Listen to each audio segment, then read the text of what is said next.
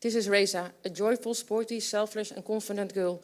She had a life like others until she was 11 years old and played sport 5 days a week. Her health problems began with rash, joint pain, fever, muscle aches and fatigue.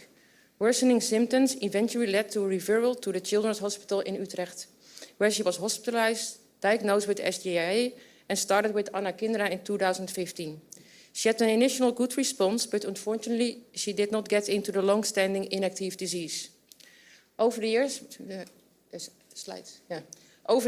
through ups and downs, various medication, Anna Kindra, tocilizumab, canakinumab and more were tried, but her condition remained challenging, with IL-18 levels consistently elevated above 10,000, even when there was no observable disease activity. She remained focused on sports and study, holding on to trust in her journey. Next slide, please. Yeah. In 2020, Reza endured 3 episodes of MAS. The first 2 were smoldering, with symptoms like fever, headaches, severe fatigue and confusion. Weekly hospital appointments felt unpredictable, with fluctuating lab results and no clear pattern between symptoms and values. Changing prednisolone doses added confusion, making it hard to gauge progress. At times, she wished clarity for her persistent condition, even if it meant worsening symptoms rather than enduring constant uncertainty. The 3rd episode came fast. She quickly became very ill, requiring hospitalization and treatment with methylprednisolone. IL-18 was over 220,000, and it seriously impacted her physical and mental health with significant social impact due to isolation. And the week after, she was diagnosed with derealization.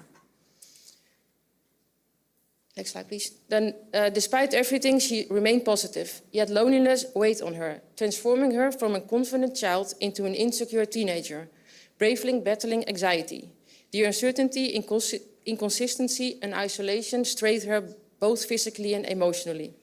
Yet focusing on her dream to become a pediatrician, to support other children, and her faith in recovery kept her going.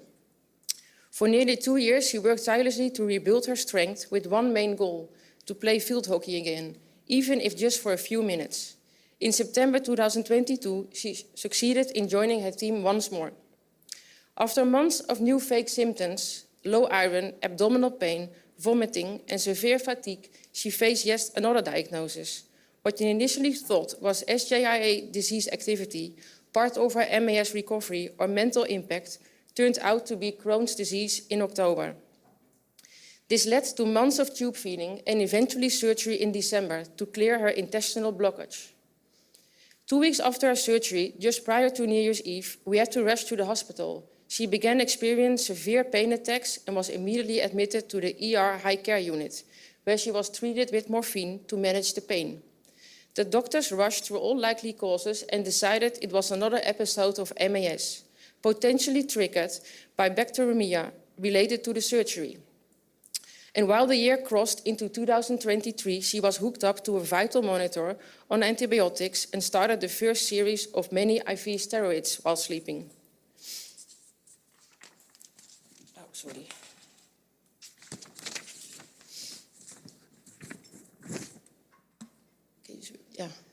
A rare bacterium was found and antibiotics adjusted accordingly. She improved initially, but then developed a fever again. We rushed into a series of echocardiograms and CT scans. It seems that MES had reappeared and flared again. In addition to methylprednisolone, they introduced cyclosporine. Her conditioning wasn't stabilizing, as in the Netherlands we don't have direct access to Gamifant, only under clinical trial condition. We signed consent for the trial and we had to wait the trial screening period, since evidence was required that conventional treatment were insufficient for at least 3 days. While we were waiting for the Gamifant, her case started going out of control, with ferritin levels exceeding 345,000 and IL-18 level above 170,000. She suddenly developed liver failure, respiratory issues, and ultimately sepsis, and she was admitted to the ICU. Treating the sepsis, MS, required multiple intervention. Due to her liver failure, she had to endure all of this without any sufficient pain medication or anxiety relief, as her condition continued to worsen. The doctor pulled his parents aside, warning that they need to induce her and she might not wake up.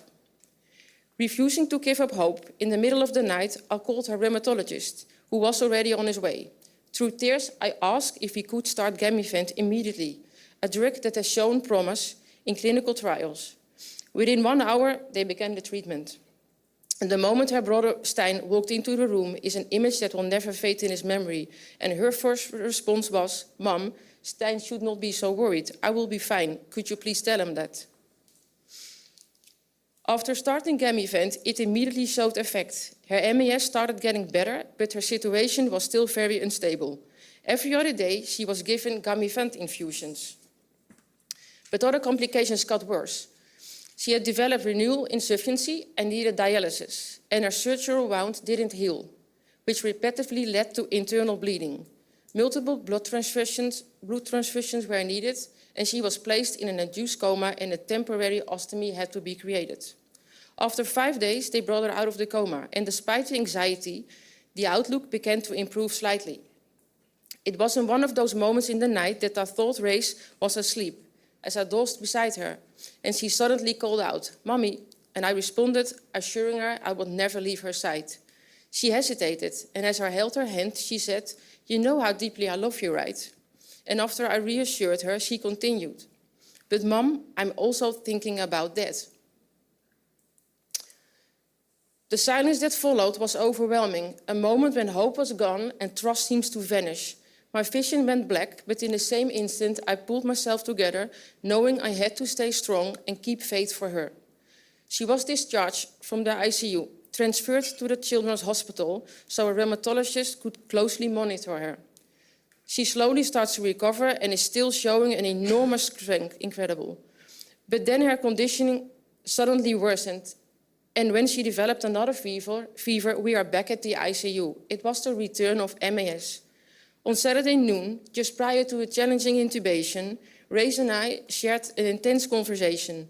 I told her how much I loved her, how proud we were, and she reminded me of life's small things worth fighting for: breakfast, swimming, and cuddles with her brother.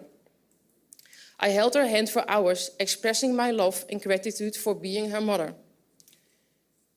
Late Sunday afternoon, the doctors informed us that there was no hope left, and we had to take the decision to say goodbye. And her final words from the day before, "I love you so much, Mommy," were the last she ever said to me.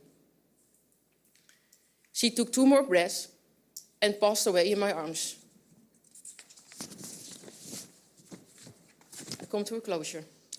Race has showed us love, kindness, and courage, but I wouldn't do her fight justice if I didn't continue to fight for other children with SJIA. The story of Reza was impacted by all of you. You gave us extra time and hope. Thank you. It helped her and us to know that through Dr. Vastert, she had access to the latest knowledge on SJIA treatment and this community. Bas, you know we are forever grateful. You meant the world to her and us.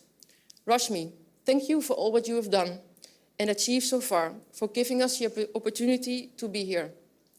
And I believe by working together, sharing our own experience, knowledge, data, learnings, funding, and being open about successes and areas for improvement, we will be able to find a cure. And let me end with a question.